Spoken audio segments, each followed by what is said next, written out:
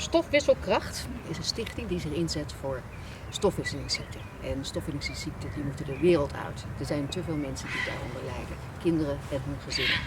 En door aandacht te vragen voor deze stichting proberen wij geld in te zamelen. En daarmee onderzoeken te kunnen betalen. En gewoon meer bekendheid te geven aan deze ziekte die gewoon zo snel mogelijk moet worden overwonnen. En ik nomineer Roy Plom, eigenaar van Borgland, waar jullie zijn.